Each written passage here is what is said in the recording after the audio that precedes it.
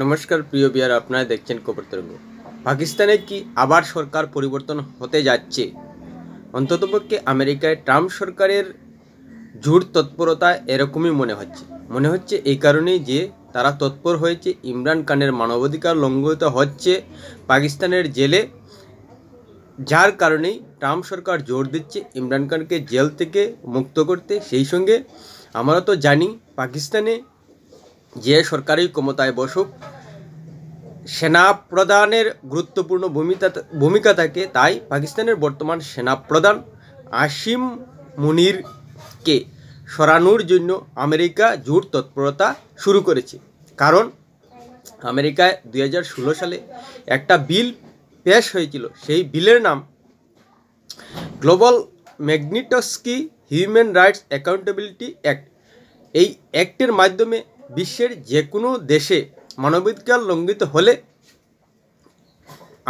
মার্কিন কংগ্রেসে বিল পেশ করা যায়। সেই আইনের বলে মার্কিন কংগ্রেসে পাকিস্তান ডেমোক্রেটিক অ্যাক্ট বিল পেশ হয়েছে এবং সেই বিলে দাবি করা হয়েছে পাকিস্তানের সেনাপ্রধান আসিম মুনিরকে নিষেধাজ্ঞা করতে।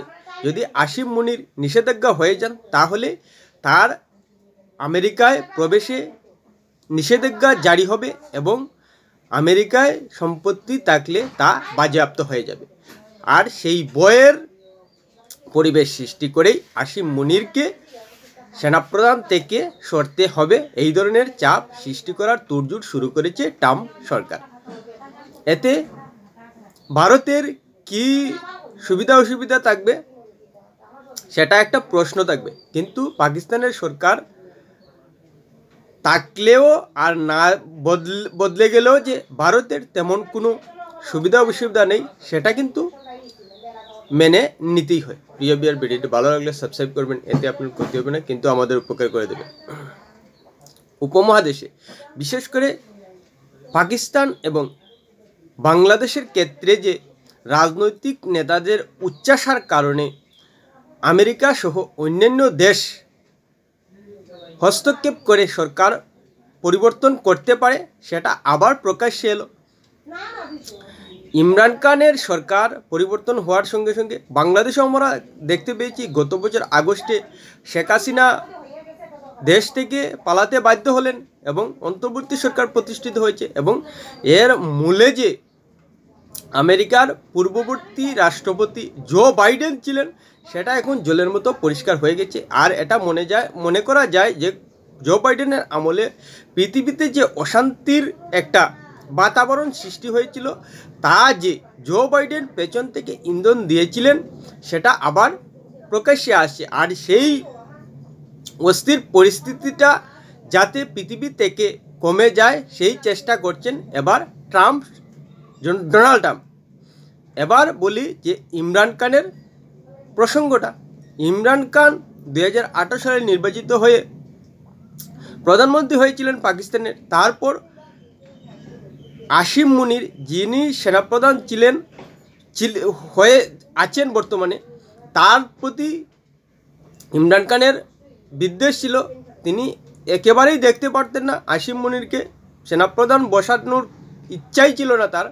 আর সেই হিসেবেই সেনাপ্রধান কলকাঠি নেড়েছেন ইমরান খানকে জেলে ঢুকাতে। 2023 সাল থেকে জমি দুর্নীতি, তুষাখানা দুর্নীতির দায়ে জেলে আটকে রেখেছে এবং এখন পর্যন্ত জেল থেকে বার করার নামই নিচ্ছেন না সেনাপ্রধান আসিম মুনির। আর তিনি ইমরান খানকে জেলের ভেতরে ঢুকাতে এবং তার উপর হামলা চালাতে যে অভিযোগ করেছেন ইমরান খান, প্রধান খলনায়ক আর সেনাপ্রধানকে কাজে লাগিয়ে পাকিস্তানের সরকার পরিবর্তন হয়েছে। আমরা জানি যে মুসলিম লীগ নওয়াজ শরীফের সরকার কিন্তু সংখ্যাগরিষ্ঠ ছিল না, আর পাকিস্তানের প্রধানমন্ত্রী ইমরান খানের দলও কিন্তু সংখ্যাগরিষ্ঠ ছিল না, অর্থাৎ জোট সরকার ছিল। আর সেই জোট দল ভাঙিয়েই মুসলিম লীগ সরকার করে তারপর পুনরায় পাকিস্তানে নির্বাচন হয়, কিন্তু সেই নির্বাচনে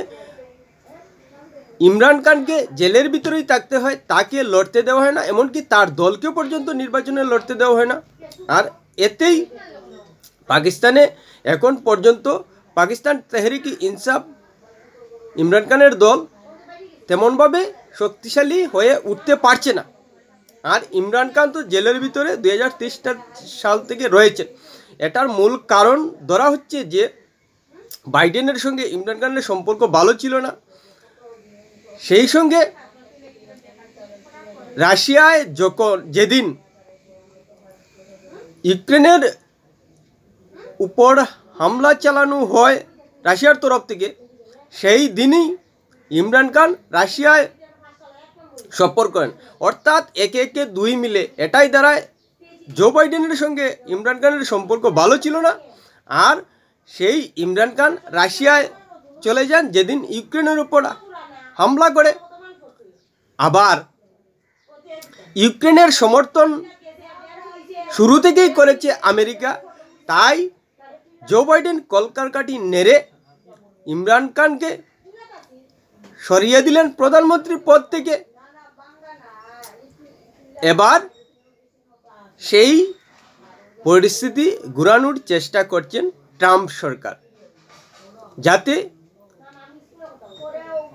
বর্তমানে পাকিস্তানের শাহবাজ শরীফের নেতৃত্বে যে সরকার রয়েছে সেই সরকার ইমরান খানের বিরুদ্ধে যে কঠোর পদক্ষেপ নিয়েছে সেটা থেকে যেন ইমরান খানকে মুক্তি দেওয়া হয় এবং পাকিস্তানে স্বাভাবিক পরিস্থিতি সৃষ্টি হয়, গণতন্ত্র সৃষ্টি হয়, যাতে ইমরান খানের যদি সত্যিকার অর্থেই পাকিস্তানে জনপ্রিয়তা থেকে থাকে, তার দলের জনভিত্তি থেকে থাকে, তাহলে পাকিস্তানের স্বাভাবিক পরিবেশে নির্বাচন হয়ে তারা পাকিস্তানের সরকার করবে। আর যদি না থাকে তাহলে শাহবাজ শরীফ পুনরায়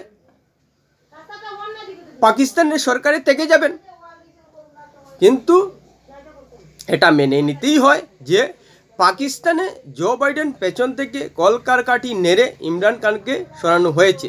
এখন প্রশ্ন হলো যে পাকিস্তানের ক্ষেত্রে ন্যায় অন্যায়ের বিষয়টা এসেই যায়।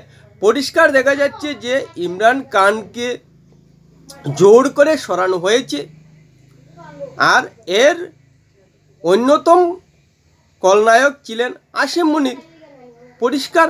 আর সেই আসিম মুনিরকেই এবার সরানো হচ্ছে এবং এটা আমরা জানি যে পাকিস্তানে সেনা গুরুত্বপূর্ণ ভূমিকায় থাকে যে কোনো সরকার প্রতিষ্ঠিত হোক না কেন, আর সেটাই কাজে লাগাচ্ছে এবার ট্রাম্প সরকার,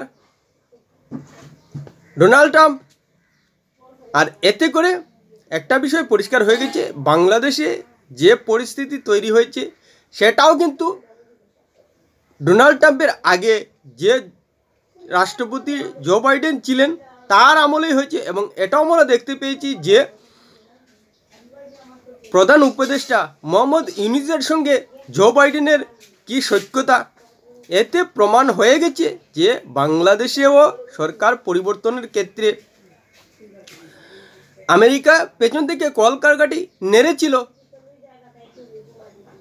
আর বাংলাদেশ পাকিস্তানে যে আমেরিকা থেকে সরকার পরিবর্তনের একটা খেলা হয় সেটা প্রকাশ হয়ে যাচ্ছে। তার থেকে বড় কথা, পাকিস্তান এবং বাংলাদেশের রাজনৈতিক নেতাদের উচ্চাসা এত তীব্র, এত তীক্ষ্ণ যে বিরোধী রাজনৈতিক দলের নেতাদের জেলের অন্ধকার কুঠুরিতে দিনের পর দিন, বছরের পর বছর ধরে বিনা বিচারে রাখতে বিন্দুমাত্র কার্পণ্য হয় না। এতই প্রতিহিংসার রাজনীতি বাংলাদেশ এবং পাকিস্তানে হয়, যার কারণে বাইরের শক্তি তাদের দেশে সরকার পরিবর্তনে সহজেই হস্তক্ষেপ করতে পারে এবং সরকার বদলে দেয়। আর এক্ষেত্রে আমি বলবো যে আমেরিকাই বলুন আর অন্য যে কোনো দেশই বলুন, তাদের হস্তক্ষেপ করার আগে পাকিস্তানের রাজনৈতিক নেতারা প্রতিহিংসার রাজনীতি মনে পোষণ করেই রাজনীতিতে আসেন, যার কারণেই তাদেরকে কাজে লাগিয়ে অন্যায়ভাবে সরকার পরিবর্তন সম্ভব হয় পাকিস্তান এবং বাংলাদেশে। আর এটাই জো বাইডেনের আমলে পাকিস্তান এবং বাংলাদেশে হয়েছে। অথচ যদি আমেরিকার ভূমিকা আমরা দেখতে পাই, দেখব যে সেখানে আদর্শের বিষয় রয়েছে। জো বাইডেন পৃথিবীতে অস্থির সৃষ্টি করে মানবতা দেখাতে চান, আর ডোনাল্ড ট্রাম্প পৃথিবীতে গণতান্ত্রিক পরিবেশ সৃষ্টি করে মানবতা দেখাতে চান। কারণ পাকিস্তান এবং বাংলাদেশের কথাই ধরুন, সেখানে কোনো সাম্প্রদায়িক রাজনীতি হয় না। কারণ হয়তো সাম্প্রদায়িক ঘটনা সামাজিক স্তরে ঘটে, কিন্তু রাজনৈতিক ক্ষেত্রে সাম্প্রদায়িক ঘটনা ঘটার কোনো সুযোগই নেই। সাম্প্রদায়িক রাজনীতির সুযোগই নেই পাকিস্তানে, বাংলাদেশে। তাহলে সরকার পরিবর্তন হচ্ছে কেন? আসলেই এখানে জো বাইডেনের আদর্শগত বিষয় ছিল। শেখ হাসিনা এবং মোহাম্মদ ইউনিস দুইজনই কিন্তু মুসলিম নেতা, আবার পাকিস্তানে ইমরান খানও মুসলিম নেতা, আবার শাহবাজ শরীফও মুসলিম নেতা। তাহলে ইমরান খান থেকে শাহবাজ শরীফকে কেন জো বাইডেনের ভালো লাগতো, আবার শেখ হাসিনা থেকে মোহাম্মদ ইউনিসকে কেন জো বাইডেনের ভালো লেগেছিল? আসলেই কি যেভাবে সাম্প্রদায়িক হিংসা হানাহানি ঘটছে বাংলাদেশে, পাকিস্তানে, তা জো বাইডেনের মানবতার দিক বলা যায়? নিশ্চিতভাবেই নয়। আসলেই এখানে আদর্শের কথা নয়, এখানে বাংলাদেশ এবং পাকিস্তানের ক্ষেত্রে বিষয়টা দাঁড়িয়েছে যে বাংলাদেশ এবং পাকিস্তানের রাজনৈতিক নেতারা প্রতিহিংসার রাজনীতি করেন, যার কারণেই যে নেতা বেশি করে পাকিস্তানের প্রেসিডেন্টের সঙ্গে ভালো সম্পর্ক রাখেন, সেই নেতাই সরকারে আসার ক্ষেত্রে বাংলাদেশ পাকিস্তানে সুবিধা আদায় করতে পারেন এবং সরকার পাল্টাতে সক্ষম হন, যেটা ইমরান খান এবং মোহাম্মদ ইউনিস জ্বলন্ত উদাহরণ হয়ে থাকবেন। আর এতে অন্ততপক্ষে পরিষ্কার বলে দেওয়া যায় যে পাকিস্তান এবং বাংলাদেশের রাজনৈতিক নেতাদের মধ্যে প্রতিহিংসার রাজনীতি থাকলেও ভারতে সেই পরিবেশ নেই, এবং এতে ভারতের কোনো ক্ষতিও হয় না। তবে একটা ক্ষতি হয় ভারতের, যে বাংলাদেশ এবং পাকিস্তানে সাম্প্রদায়িক ঘটনা বেশি হলে এতে ভারতের অভ্যন্তরে একটা অস্থিরতা সৃষ্টি হয়। রাজনৈতিক দলগুলো উদাহরণ হিসেবে তুলে ধরে, আর কোনো কারণ নেই। আর আরেকটা শোনা যাচ্ছে যে আফগানিস্তান এবং ইরানের উপর চাপ সৃষ্টি করতেও পাকিস্তানের সরকার পরিবর্তন চাইছে আমেরিকা। কারণ বর্তমানে শাহবাজ শরীফের সরকার জো বাইডেন ঘনিষ্ঠ ছিল, স্বাভাবিকভাবেই ট্রাম্পের সঙ্গে ইমরানের ঘনিষ্ঠতা ভালো ছিল, এবং ইমরান যদি পাকিস্তানের সরকারে আসে তাহলে আফগানিস্তান এবং ইরানের উপর চাপ সৃষ্টি করা সম্ভব হবে। আর ইরানের সঙ্গে যে আমেরিকার এখন সম্পর্ক ভালো নয় সেটা আমরা জানি। আর এটাই বিশ্ব রাজনীতিতে হয়ে যাচ্ছে। জো বাইডেন পৃথিবীতে একটা অস্থির পরিস্থিতি সৃষ্টি করে গিয়েছেন। পাকিস্তানের সরকার পরিবর্তন করে, বাংলাদেশের সরকার পরিবর্তন করে, রাশিয়া ইউক্রেন যুদ্ধকে দীর্ঘায়িত করে, গাজা, প্যালেস্তাইন এবং ইসরায়েলের মধ্যে যুদ্ধ নিয়ে পক্ষপাতিত্ব করে। আর এই সব যুদ্ধ, এই সব অস্থির পরিস্থিতি কমাতে ট্রাম্প সরকার সচেষ্ট হচ্ছেন। যদি ইমরান খানও প্রতিহিংসার রাজনীতি নিয়ে ক্ষমতায় বসে পুনরায় বিরোধী রাজনৈতিক দলের নেতাদের জেলে পুরার হিসেব কষেন, তাহলে বাংলাদেশ এবং পাকিস্তানে প্রতিনিয়তই যতবার আমেরিকায় রিপাবলিকান এবং ডেমোক্রেটিক দলের মধ্যে সরকার পরিবর্তন হবে, ততবারই বাংলাদেশ এবং পাকিস্তানে সরকার পরিবর্তন দেখতে হবে, অস্থির পরিস্থিতি দেখতে হবে, এবং এভাবেই দুর্বল থেকে যাবে বাংলাদেশ এবং পাকিস্তান। তাদের আর কখনো রাজনৈতিক দিক দিয়ে উন্নত হবে না, আদর্শগত দিক দিয়ে গণতান্ত্রিক পরিবেশ সৃষ্টি হবে না এবং মানুষের মধ্যে দুর্ভোগ দিনের পর দিন থেকে যাবে। প্রিয় ভিডিওটি ভালো লাগলে লাইক শেয়ার কমেন্ট করুন।